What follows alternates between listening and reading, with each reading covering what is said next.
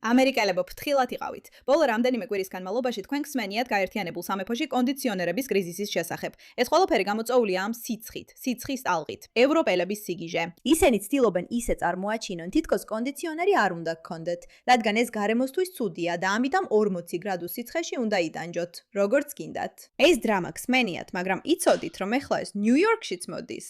რადგან თავად მამდანი დედაც გთავაზობთ, რომ შეწყვიტოთ კონდიციონერის გამოყენება სიცხის ტალღის გამო, გარემოს დასაცავად.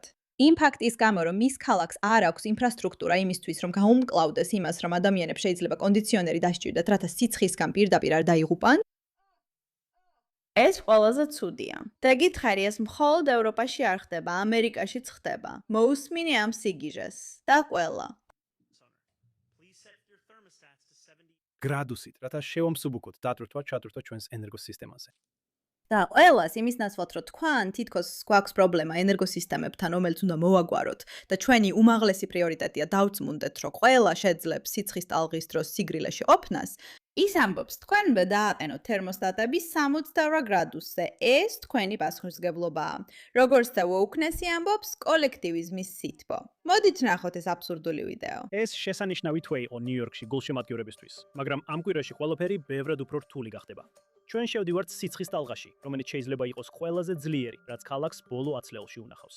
ტემპერატურა შეიძლება 100 გრადუს მიაღწიოს, ხოლო შეგრძნება იყოს 112 გრადუსივით და სიცხე გაგრძელდება შაბათ-კვირამდე. ჩვენ მზად ვართ, მაგრამ გვინდა დავწუნდეთ, რომ თქვენც მზად ხართ. განსაკუთრებით თუ მსოფლიო ჩემპიონატს აღნიშნავთ, ან მეოთხე ივლისს, ან ქორწილისთვის, Madison Square Gardens კიროვთ. ჰიპოთეტურად, ყველაზე მნიშვნელოვანი, რაც ესეთ სიცხეში შეგიძლიათ გააკეთოთ, არის დარჩეთ სახლში კონდიციონერით. ეს განსაკუთრებით მნიშვნელოვანია ბავშვებისთვის, ხანდაზმულებისთვის, სუნთქვის ან გულის პრობლემების მქონეებისთვის, ასევე თქვენი შინაური ცხოველებისთვის.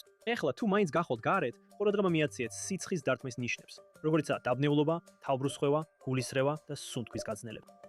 გულისხმობ თქვენგან რომელიმე ხო ვარ გეჩვენებათ ეს უგემოვნოთ, რომ ერი ამას აკეთებს. მე მგონია, რომ ეს უგემოვნოა.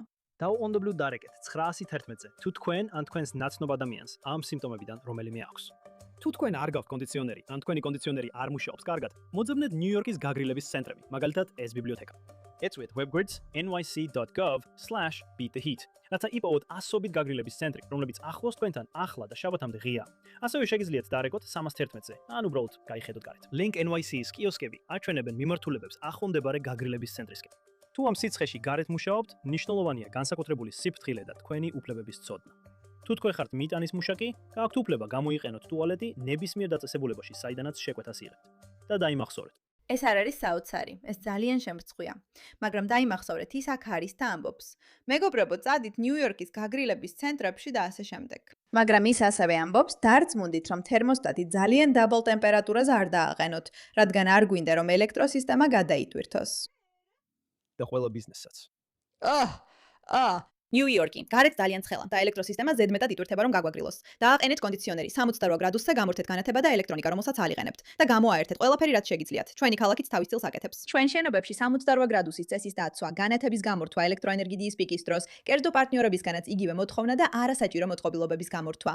სტაბილური ელექტროსისტემა ნიშნავს, რომ კონდიციონერი მუშაობს და სიცოცხლეები იხსნება. მოდით შევამციროთ მოთხოვნა და ერთად გადავიტანოთ ეს სიცხე. ბოდიში, მაგრამ ეხლა მთავრობა განსაზღვრავს, რა ტემპერატურაზე უნდა იყოს თქვენი, ის მერი არის, არა მთავრობა, მაგრამ მაინც თქვენი კონდიციონერი უნდა იყოს ჩართული. იმის ნაცვლად, რომ აღიარონ, არ აქვთ შესაბამისი შესაძლებლობა ამ პრობლემის სათანადოდ მოგვარებისთვის. თქვენ ყველა მიცით, რომ არ მიყვარს განისთვის სხვადასხვა პროდუქტის გამოყენება, რადგან არ მინდა თავი წებოვნათ ან დახშულად ვიგრძნოებოს, უბრალოდ სისუფთავე მინდა და ვიცი, რომ სახის მოვლის რუტინის არ ქონა თითქმის დანაშაულს უდრის. მაგრამ ეხლა როცა OneSkin-ს მივაგენი, შეიძლება უნდა ვაღიარო, რომ მთელი ეს დრო წდებოდი. ხო ხედავთ, ჯერ არ ვარ ასაკში, მაგრამ ბოლო დროს კანის ცვლილებებს ვამჩნევ. თითქოს გადაწყვიტა, რომ დაბერების დროა და ეს ძალიან უხეშია. მაგრამ ბევრი მეგობრის და ყოლიების შემდეგ გადავწყვიტა მეცადა. და დიახ, ეხლა უკვე შესწრილი ქალი ვარ. არაფერს უწევ რეკლამას, რასაც არ ვენდობი. თქვენ ყველა მიცით ეს ამბავი, მაგრამ უბრალოდ შეხედეთ. რას ფიქრობთ? და ეს მხოლოდ ჩემი გამოცდილება არ არის. OneSkin-ს 10,000-ზე მეტი ხუთვარსკვლავიანი შეფასება აქვს და ეხლა ისინი კანის ახალგაზრდობის შენარჩუნების ლიდერები არიან. უნდა გაგაფრთხილოთ, რომ განსხვავებით იმ ინფორმაციისგან, რასაც ინტერნეტი გთავაზობთ, უკეთესი კანისთვის ნამდვილად არ გჭირდებათ რთული რუტინა.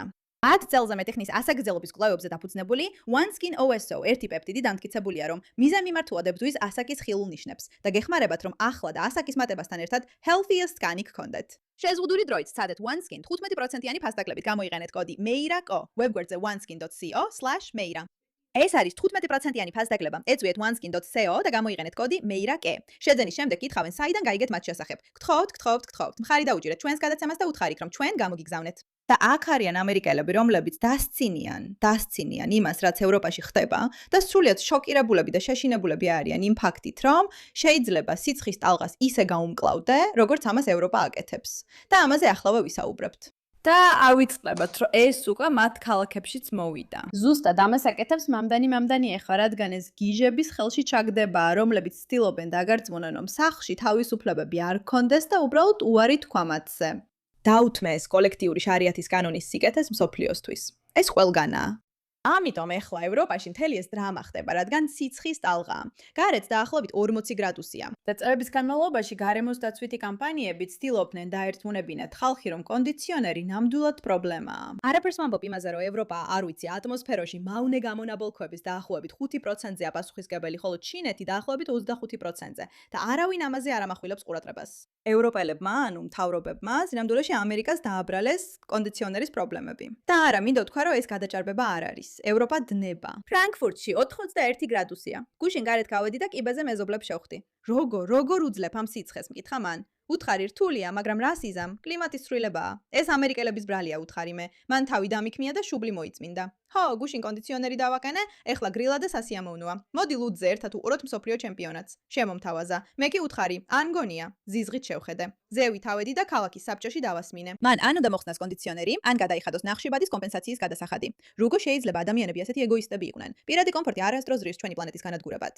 აი რატო უყურებს მთელი მსოფლიო ევროკავშირს, რომლებიც უბრალოდ ბევრად უფრო კულტურულად განვითარებულები არიან, ვიდრე დანარჩენი მსოფლიო.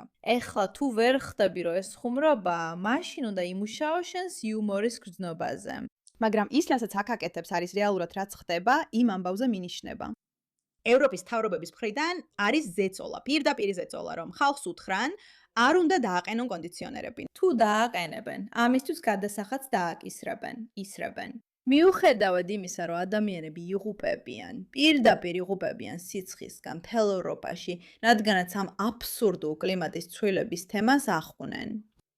და როცა ვამბობ, რომ ადამიანები თითქმის პირდაპირ იღუპებიან, ეს გადაჭარბება არ არის.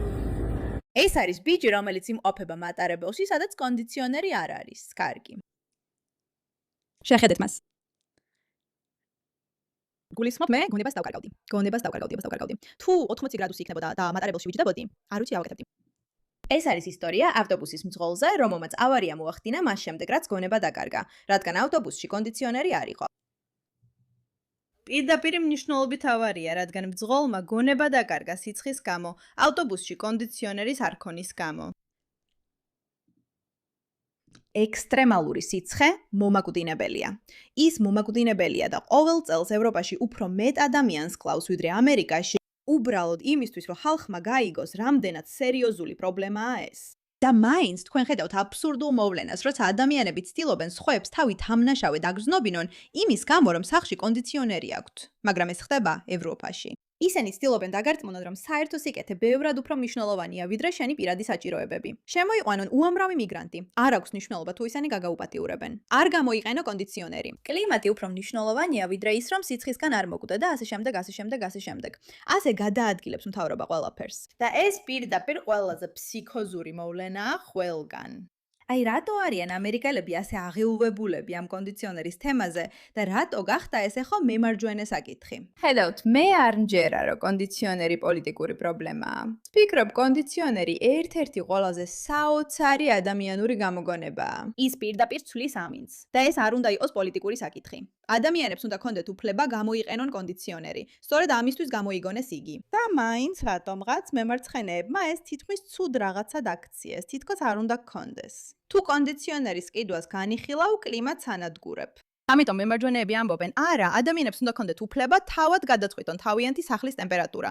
ეს უბრალოდ ნორმალურია. გინდა გათბობა ჩართე. გინდა გამორთე. გინდა კონდიციონერი გამოიყენე. ისი ამოვნე. გაითვალისწინეთ, რომ ევროპაში, რადგან იქ ყოველთვის ასეციოდა, ყველა შენობა ისეა დაპროექტებული, რომ სითბო სახლში შეინარჩუნოს. ამიტომ სიცხის ტალღის დროს გაგრილების ინფრასტრუქტურა არ არსებობს. სახლები ძალიან ცხელდება. ამიტომ იღუპებიან ადამიანები. კონდიციონერი არის ძირითადი საჭიროება. მაგრამ ეხლა იგივე იდეა ნიუ-იორკშიც მოდის. ამის ნაცვლად რომ მხოლოდ ევროპაში დარჩეს, ეხლა გეუბნებიან, რამდენ ხანს უნდა გქონდეთ ჩართული კონდიციონერი, რომ საერთო სიკეთე შენარჩუნდეს. ეს სიგიჟეა, ეს არანორმალურია და არ ვფიქრობ, რომ რომელიმე ჩვენგანმა ეს უნდა აიტანოს. მადლობა ყურადღებისთვის.